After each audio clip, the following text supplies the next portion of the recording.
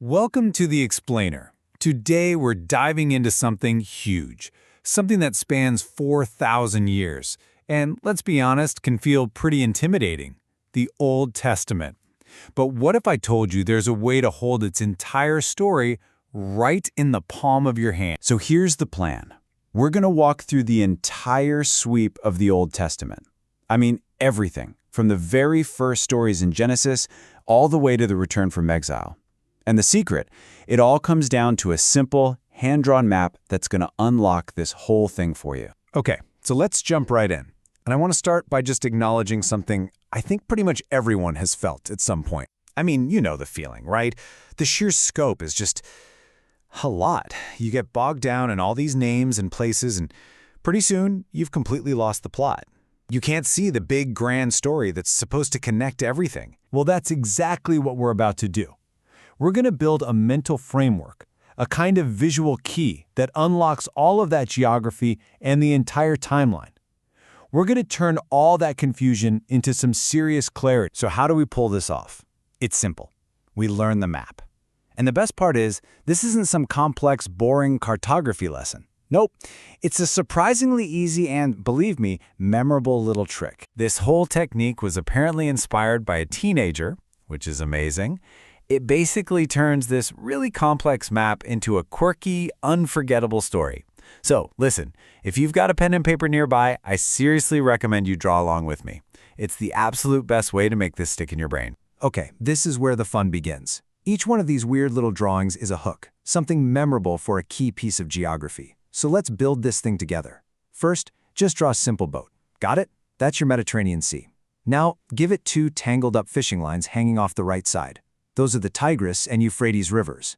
Underneath the boat, draw a person in the water. That's the Red Sea. Now, this person is letting go of a balloon on a string. That balloon and its string give us the Sea of Galilee, the Jordan River, and the Dead Sea. And to keep it all from floating away, there's a mitten tied to the string. That's the Persian Gulf. And for the final touch, a strange sea creature is swimming away up north, and those are the Black and Caspian Seas. I know, it sounds completely silly, but that's exactly why you will never, ever forget it. All right, now that we have our map, let's actually put it to work. We're going to start plotting the biblical story on it, right from the very beginning, with the first book, Genesis. You can think of Genesis in two clean halves. The first part is the story of all of humanity, told through four massive, world-defining events: creation, the fall, the flood, and the Tower of Babel. But then, right at chapter 12, the camera zooms way in. It starts to focus on just four key people and the beginning of a single family story: Abraham, Isaac, Jacob, and Joseph. And this is where our map just comes alive. The story kicks off in Eden, located right between our two fishing lines, the Tigris and Euphrates. Then God calls Abraham from a city called Ur, which is way down by our mitten, the Persian Gulf. You can actually trace his whole journey, up and around, then down into the land of Canaan, right next to our boat. By the time the book ends, his family is down in Egypt, the whole epic journey of Genesis. Now you can see it right on our simple little drawing. Okay, let's fast forward a few hundred years. The descendants of Abraham, Isaac, and Jacob have now exploded into a full-blown nation. And the next chapter starts with one of the biggest migrations in history, one that totally reshapes the world. Now, get a load of this number. It is just staggering. Based on the census data that we see in the book of Numbers, some scholars think the total population that left Egypt during the Exodus could have been around 3.5 million people. Let that sink in for a second. Seriously, think about that. This isn't just a small tribe wandering through the desert. We're talking about an entire nation on the move. The logistics of it are just mind-boggling. For that many people to make that crossing in a single night, some have calculated that the path through the water would have to be almost 16 kilometers. That's 10 miles wide. It just shows you the incredible, epic scale of what's being described. So the next four books of the Bible trace this single 40-year journey. It all starts with them leaving Egypt in the book of Exodus. Then they get to Mount Sinai, and that's where they receive the law, which fills the entire book of Leviticus. But then in the book of Numbers, they have this moment of disbelief right on the edge of the Promised Land, and that leads to 4 decades of wandering. Finally, in Deuteronomy, you have a whole new generation standing there, ready and prepared to cross the river into their new home. So they finally conquer and settle the land, and this next era, it's a mix of incredible triumph, but also just deep tragedy. It's a whole period filled with kings, civil war, and eventually invasion from foreign powers. And just like with our map, we've got another really simple image to help us get a handle on hundreds of years of pretty complex political history. Just a fork. It's a perfect mental hook for this whole section of the story. So, how does a fork explain a kingdom? It's actually pretty brilliant. The handle of the fork, that represents the United Kingdom, a solid period of about 120 years under its first three kings, Saul, David, and Solomon.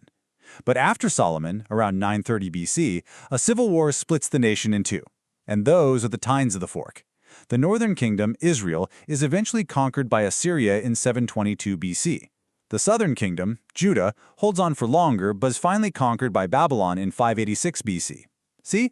One image, the fork, and you've got the whole timeline. And if you ever want to read this history for yourself, these are the books you need. They are the narrative backbone of the Old Testament: Samuel, Kings, and Chronicles. They lay out the entire story of the age of the kings. But the story doesn't just end in exile and defeat. Not at all. It actually builds into the final historical phase of the Old Testament, which is all about restoration and a new sense of hope. So after 70 long years in Babylon, the Persian Empire actually allows the Jewish people to go back home. And this slow, difficult work of rebuilding is what the final historical books are all about. In the book of Ezra, their #1 priority is rebuilding the sacred temple. Then in Nehemiah, the focus shifts to rebuilding the city's protective walls. And woven into all this is the amazing story of Esther, which shows us that even the people still scattered in Persia were being looked after. So let's just think back to where we started. Remember that silly, empty little sketch, a boat, a person, and a balloon? Now look at what that sketch has become. It's a rich canvas that holds the entire 4,000-year story we just walked through. You can actually see Abraham's journey, the path of the Exodus, the lands of the kings, the direction of the exile, and the path of the return. It's all there. And this is the real payoff. What used to be maybe a confusing jumble of names and stories is now one single, coherent story. You now have a mental framework, an image you can pull up anytime to make sense of the Old Testament's huge and complex world. And really, that's the question I want to leave you with. Next time you read the story of David or the prophet Isaiah or even the book of Ruth, when you can place it on this map, on this timeline, how does that change things for you? How does it deepen your understanding? That's the power of seeing the big picture. And that's what makes this little drawing, this crazy map, such an incredible tool for anyone who wants to explore the Bible.